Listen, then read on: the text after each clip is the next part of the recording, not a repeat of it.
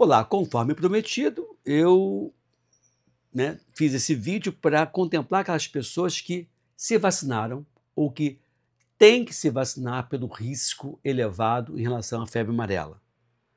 Eu me vacinei, o que devo observar após a vacina aplicada? Tem como fazer algo se eu tiver sinais e sintomas dessa vacina? E se esse procedimento, essa intervenção que eu venho a fazer e eu posso fazer, se poderia interferir com a resposta imune da vacina. Então, são as 3 perguntas que eu vou responder nesse vídeo. Dê o seu like ou seu super like, por favor. Se inscreva no nosso canal. E para quem não me conhece, meu nome é Edmilson Migovski, eu sou médico e professor de doenças infecciosas, um estudioso do assunto vacina.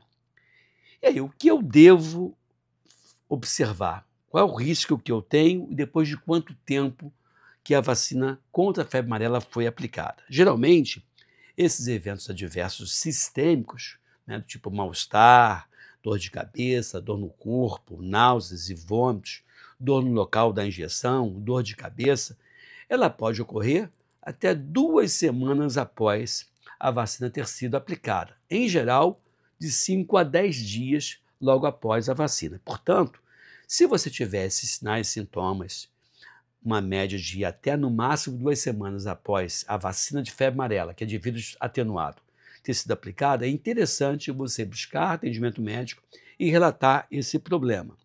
Principalmente se você fizer parte do grupo de risco.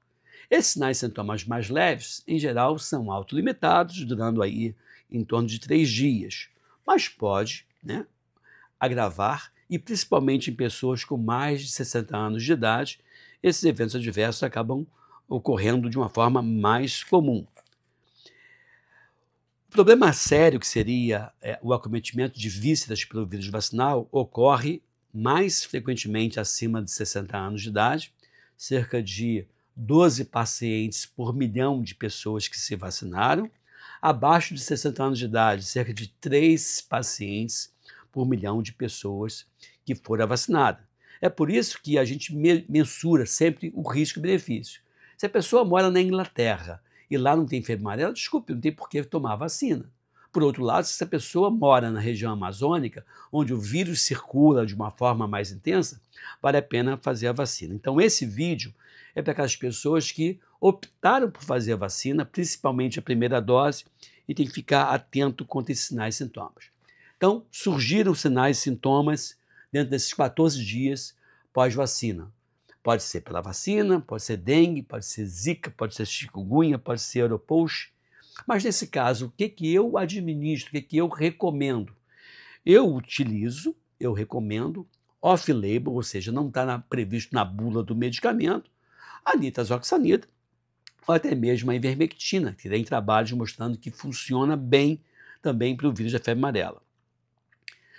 A pergunta é, se eu fizer a vacina e ao mesmo tempo tomar ivermectina ou tomar nitazoxanida ou outro agente antiviral, como sofosbuvir, que pode interferir com a replicação do vírus, essa medicação pode prejudicar a resposta imune de uma vacina atenuada? A resposta é sim. Então, ou eu sou obrigado a tomar a vacina porque eu estou no contexto de risco. Então, eu tomo a vacina e observo. Só vou fazer a medicação antiviral se eu tiver sinais e sintomas sugestivos de que aquele vírus está se replicando de uma forma mais intensa. E nesse caso, se eu fizer a medicação depois que o vírus já se replicou um pouquinho, é extremamente improvável que essa medicação interfira com a resposta imune. Por outro lado, se eu tomar a vacina e no mesmo momento fizer medicação antiviral, eu posso fazer com que essa vacina sofra uma falha vacinal primária, ou seja, o vírus não se replica a ponto de comprometer a resposta imune e não é o meu interesse. Se eu decidir fazer a vacina, porque o risco de adoecer de uma forma natural é grande, eu quero pelo menos garantir uma resposta imune legal. Então, em resumo, todo imunobiológico, vacina pode oferecer algum risco, por isso em relação à vacina atenuada, então, mais importante. Então, é por isso que eu tenho sempre que mensurar o risco-benefício. Por outro lado, se eu quero me vacinar porque eu perdi o controle da vacina anterior, eu não sei se eu me vacinei ou não, eu preciso obter o certificado internacional para viajar, mas não tenho registro de que tomei a vacina, mas eu tenho certeza que eu tomei a vacina, mas não tem registro. Vacina que não tem registro é a vacina que eu não contabilizo como vacina, como dose aplicada. E nesse caso, eu até vou tomar uma segunda dose da vacina para receber o certificado. Essa segunda dose ou terceira dose em pessoas que já foram, portanto, previamente vacinadas, ofereceria maior risco? A resposta é não. Esse risco maior, que eu mais temo, que seria os eventos adversos graves pela replicação desse vírus, é tanto maior quanto mais próximo da primeira dose. Então é extremamente improvável que eu tenha esse processo de visceralização do vírus atenuado numa pessoa que já tinha alguma proteção prévia com a vacina anterior. Se for uma reação alérgica grave, muda um pouquinho de figura, aí sim eu poderia ter nas doses subsequentes. Mas o que mais causa temor não é a reação alérgica, é principalmente esse vírus se replicar de uma forma mais intensa. E isso, em geral, ocorre em pessoas que têm um comprometimento da resposta imune, que tenham menos de 6 meses ou acima de 60 anos de idade e que poderiam ter um quadro de maior gravidade, inclusive o óbito ocorrendo em tais situações. Então, estimular a vacinação é interessante, sempre medir o risco-benefício.